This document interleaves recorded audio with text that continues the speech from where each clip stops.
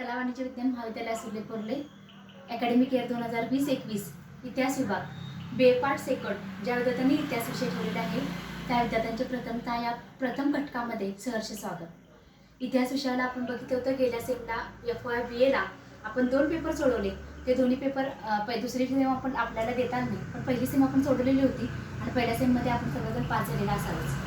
तर यावेळी सेकंड इयरला आपले 2 पेपर असणार आहेत. मी परवा गेल्या लेक्चरला तुम्हाला सांगितले होते कशी आपली पार्श्वभूमी SYची असणार आहे. तर FYला ज्याप्रमाणे आपण 2 पेपर सोडवलेले आहेत त्याचप्रमाणे आपण SYला आता पुढची एक्झाम देताना कशी द्यायची आहे. तर ह्या सेमला तुम्हाला BA सेकंड इयरला तुम्हाला 2 पेपर असणार आहेत. त्या 2 पेपरमध्ये पेपर क्रमांक 3 सेमिस्टर 3 पेपर क्रमांक 3 आणि सेमिस्टर 3 पेपर क्रमांक 4 ही इतिहासाचे 2 पेपर तुम्हाला आता द्यायचे आहेत. त्याचप्रमाणे सेमिस्टर पुढची असणार आहे तुमची चौथी त्या सेममध्ये पेपर नंबर 5 आणि पेपर नंबर 6 असे एकूण 4 पेपरचा आपण BA पार्ट सेकंडमध्ये आपण अभ्यास करणार आहोत. ह्या BA पार्ट सेकंडमध्ये आपण अभ्यास करत असताना पहिल्यांदा आपण पाहिलेलं होतं की मराठी सत्तेचा उदय हा आपण गेल्या सेमला FY BAच्या एक्झामला आपण दिलेला होता. आता यावेळी काय आहे, ज्यावेळी आपल्याला अभ्यास कसा करायचा आहे तर भारतीय स्वातंत्र्य चळवळीचा इतिहास हा आपल्याला अभ्यास यावेळी करायचा आहे. पेपर क्रमांक 4 पेपर क्रमांक 3 असेल तर कुंभार मॅडम घेतील. पेपर क्रमांक 4 आहे तो माझ्याकडे. तर पेपर क्रमांक 4चं नाव काय आहे, भारतीय स्वातंत्र्य चळवळीचा इतिहास. यापैकी आपण काय करणार आहे तर हे जी एक्झाम असणार आहे तुमची टोटल 50 मार्काची. ज्याप्रमाणे तुम्ही FYला एक्झाम दिली त्याचप्रमाणे तुम्ही SYला एक्झाम द्यायची आहे. पण यातला डिफरन्स कोणता असेल तर डिफरन्स हाच आहे की FYची एक्झाम आहे तुमच्या कॉलेज एक्झाम होत्या आणि SYचे जे एक्झाम तुम्ही देणार आहात त्या युनिव्हर्सिटीच्या एक्झाम असणार आहेत आणि त्या 50 मार्काचा पेपर त्यामध्ये तुम्हाला दिला जाईल. त्या 50 मार्काच्या पेपरमध्ये ज्याप्रमाणे आपण बघितलं की HS सरांच्या पेपरला IDS पेपरला कसा फॉर्मॅट होता तोच फॉर्मॅट आपल्याला ह्या पेपरला देखील तसाच असणार आहे. म्हणजे फॉर्मॅट म्हणजे काय तर क्वेश्चन पेपर 50 मार्काचाच असणार आहे. पहिला क्वेश्चन तुमचा MCQ असणार आहे, दुसरा क्वेश्चन तुमचा शॉर्ट नोट असणार आहे आणि तिसरा असेल तर तुमचा ब्रॉड टाईप क्वेश्चन असा असणार आहे. म्हणजे काय हे 3 प्रश्नांमध्ये तुमचं 50 मार्काचं रूपांतर केलेलं असणार आहे. या 3 question number 1 MCQ, second short note आणि थर्ड प्रश्न जो तुमचा असणार आहे तो ब्रॉड क्वेश्चनचा असणार आहे. मग यामध्ये आपण अभ्यास करताना काय करायचं आहे तर हे पुस्तक जे आहे ते आपल्या लायब्ररीमध्ये अवेलेबल असतं. तुम्ही स्वतः मी नोट्स देणारच आहे प्रत्येक युनिटच्या, पण त्याप्रमाणे तुम्ही जास्त रेफरन्ससाठी तुम्ही टेक्स्टबुकचाही वापर करायचा आहे आणि त्याचबरोबर रेफरन्स बुकचा देखील आपण वापर करायचा आहे. हा रेफरन्स बुकचा वापर करताना आपण काय करायचं आहे तर हे रेफरन्स मी कुठले रेफरन्स बुक देणार आहे त्याचं तुम्ही नाव आणि लेखकाचं नाव घेतले की तुम्हाला ते लायब्ररीमध्ये मिळतात. मग हा झाला आपल्या अभ्यास करण्याची मेथड. लेक्चर आज होईल, लेक्चर 1, 2, 3 लेक्चर होईल, त्याप्रमाणे तुम्हाला नोट्स त्या दिल्या जातील. कॉलेज चालू झाल्यानंतर पण तसंच होईल. कसं होईल तर कॉलेज चालू झाल्यानंतर आपले हाय तसे रुटीनमध्ये लेक्चर्स आपले चालू होतील. पण तोपर्यंत आपण काय करायचं आहे तर हे लेक्चर्स आहेत ते अटेंड करायचे, व्हिडिओ पाहायचे आहेत, काय शंका असेल तर विचारायचे आहे आणि सेकंडच्या लेक्चरला तुम्हाला ज्या नोट्स दिल्या जातील त्या नोट्स देखील तुम्ही अभ्यासायच्या आहेत. हा झाला आपला पेपरचा कसा अभ्यास करायचा आहे त्या संदर्भात. प्रश्नपत्रिका 50 मार्काची असणार आहे. 50 आउट ऑफ तुम्ही 18 मिळाले तर तुम्हाला चांगलेच आहे. 18ला तुम्ही पास असणार आहे. 50 पैकी 18ला तुम्ही पास आहे. 50 पैकी 49 जरी पडले तर चालतात आणि 50 पैकी 18 तुम्हाला पाहिजे असेल तरी चालतात. म्हणजे काय ज्यांना फक्त पास आउट व्हायचं आहे, फक्त मला डिग्री मिळवायचीच आहे. म्हणजे कशामध्ये डिग्री मिळवायची आहे तर लग्नपत्रिकेत फक्त लिहायचं असतं की चिरंजीव डॅश डॅश हा BA, चिरंजीव डॅशची सौका डॅश डॅश ही BA. हे फक्त लिहायचं असेल तर तुम्ही 18 मार्क पाडू शकता. अदरवाईज तुम्हाला पुढे तुमचं करिअर जर घडवायचं असेल तर 50 आउट ऑफ तुम्ही 50 पाडू शकता.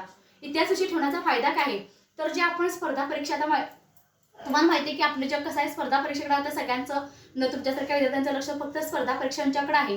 तर या स्पर्धा परीक्षेमध्ये काय आहे तर तुम्ही अभ्यास करत असताना तुम्हाला इतिहासाचा देखील अभ्यास करावा लागतो. म्हणजे फ्रॉम टॉप टू बॉटम सगळा इतिहास आपल्याला स्पर्धा परीक्षेमध्ये असतो. मग त्याचप्रमाणे आपण स्पर्धा परीक्षेला असतो त्यामुळे तुम्हाला इतिहासाविषयी आवडीचा सगळ्यांचा असतोच आणि तुम्हाला अभ्यासालाही चांगला आहे आणि तुमचं यातून देखील आत्तापासून तुम्ही या स्पर्धा परीक्षेची देखील तयारी आपल्या विषयातून करू शकता. म्हणून हा विषय आपल्याला हा विषय तुम्ही निवडला याबद्दल विभागाकडून तुमचे परत एकदा स्वागत करते. आणि त्याचबरोबर आता आपण एकच एक ठरायचं की ज्यांचा विषय इतिहास तिथं इतिहास विषय इज इक्वल टू 100% सक्सेस. इतिहास विषय ज्यांचा त्यांना 100% सक्सेस हा मिळणार आहे. तर आता आपण आपल्या विषयाकडे वळूया. विषयाकडे वळत असताना काय करायचं आहे आपल्या पेपरचं नाव काय आहे भारतीय स्वातंत्र्य चळवळीचा इतिहास. पेपरचं नाव कोणते असेल आपल्याला 50 मार्काची प्रत्येक एक्झाम देत असताना आपल्याला फक्त 50 मार्काला आपल्या 4 युनिट तुम्हाला दिले जाणार आहेत. तर सिलेबस असेल तुम्हाला सेकंडच्या लेक्चरला किंवा आपलं कॉलेज चालू झाल्यानंतर मी तुम्हाला सिलेबस सगळा देईन. पण पहिला जो युनिट आहे किंवा पहिलं जो मी आज शिकवायला चालू करणार आहे त्या प्रकरणाचं किंवा त्या युनिटचं नाव काय आहे तर ब्रिटिश राजवटीतील भारत किंवा भारतातील ब्रिटिश राजवट कशी चालू झाली हे आपण प्रस्तावना रूपात पार्श्वभूमी आज आपण पाहायची आहे. भारतात ब्रिटिशांचे आगमन होण्यापूर्वी म्हणजे कधी इसवी सन 1600 पूर्वी भारतात बऱ्याच परकीय सत्ता आल्या. त्यामध्ये ग्रीक असतील, पर्शियन असतील, इस्लामशाही असेल, सुलतानशाही असेल, अशा विविध परकीय सत्ता या आपल्या भारतामध्ये आल्या. आपला देश हा तुम्हाला माहिती आहे सर्वांना, भारत हा संस्कृती प्रधान देश आहे.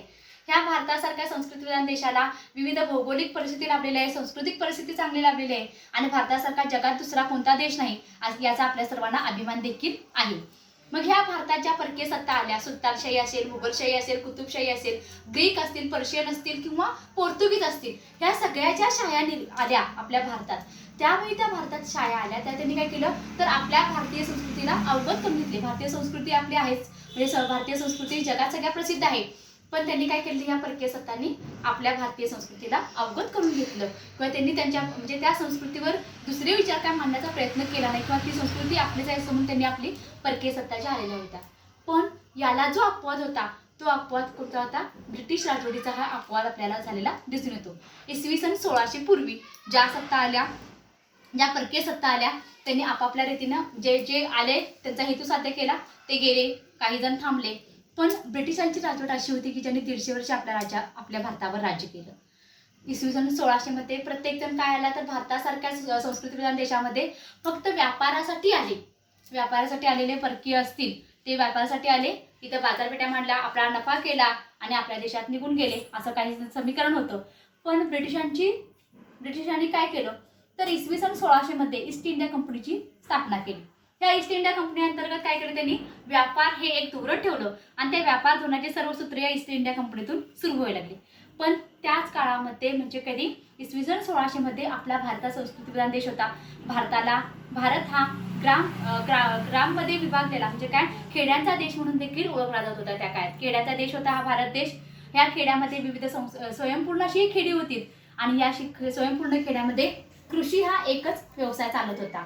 कृषी हा व्यवसाय चालत असल्यामुळे काय होतं तर ही जी ग्रामसंस्था होती किंवा जे गावामध्ये राहत होते, ग्राममध्ये राहत होते, त्यांचं विनिमयाचं साधन जे होतं ते पैसा नव्हतं, तर त्यांचं कोणतं होतं वस्तू विनिमय हे साधन होतं. इसवी सन 1600 मध्ये वस्तूंचा विनिमय त्यावेळी केला जात होता.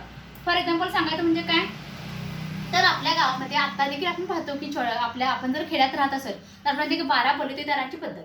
12 बलुतेदार काय करतात, फॉर एक्झाम्पल आपल्याला जर शेतकऱ्याला एखादं मडकं हवं असेल तर तो काय करतो, कुंभाराकडून मडकं घेतो आणि त्याला भात देतो. एखाद्याला जर काही दुसरं पाहिजे असेल, फॉर एक्झाम्पल एखादं वस्तू पाहिजे असेल तर त्यांनी काय करायची आहे तर ती वस्तू आपल्याला वस्तू विनिमयाच्या साधनानं घ्यायची. तर ही होती आपली पूर्ण अशी झालेली ग्रामसंस्था ही होती, ती वस्तू ही विनिमयाचे साधन होते.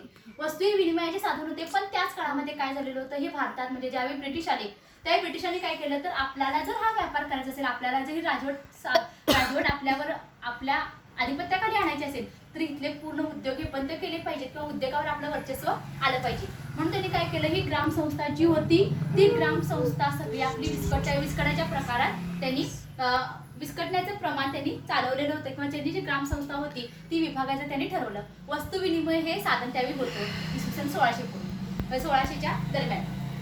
आणि ब्रिटिशांचा दुसरा पॉईंट होता तर ब्रिटिशांचं आर्थिक धोरण काय होतं तर इथे जो कच्चा माल होता किंवा त्या काळात देखील ज्या आपल्याला माहित होतं की त्या काळातल्या वस्तू होत्या त्या अगदी जशा प्रसिद्ध आपल्या जगात प्रसिद्ध होत्या. तर ब्रिटिशांचं आर्थिक धोरण काय होतं तर या भारतातील कच्चा माल घ्यायचा, तो ब्रिटिश आपल्या इंग्लंडकडे न्यायचा, तिथं पक्का माल करायचा आणि त्या पक्का मालाचं परत बाजारपेठेत तिथं आणायचं आणि तो पक्का माल जास्त किमतीने या भारतीयांना विकायचा. म्हणजे फायदा कोणता झाला, ब्रिटिशांचा.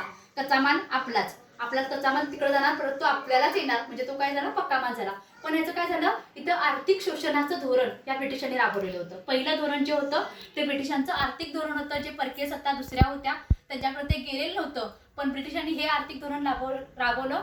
कच्चा माल भारतातून न्यायचा, कच्चा माल परत ब्रिटिश आपल्या इंग्लंडकडे न्यायचा, त्याच्यावर प्रक्रिया करायची, पक्का माल करायचा, पक्का माल परत तो भारतामध्ये आणायचा, परत बाजारपेठेत विकायचा आणि यातून भारतीयांचं आर्थिक शोषण करायचं. हे त्यांचं धोरण होतं. आणि त्याचप्रमाणे जे धोरण आपण राबवलेलं होतं भारतीयांनी, ते भारतीय धोरण काय होतं की भारतीयाला काय झालेले होते तर त्यांनी बिरकुटलेले होते की भारतीयांना काय वाटलं की आपली परकीय सत्ता जी आहे किंवा हे जे करतात ते चांगलं करतात असं काही नाही वाटलं.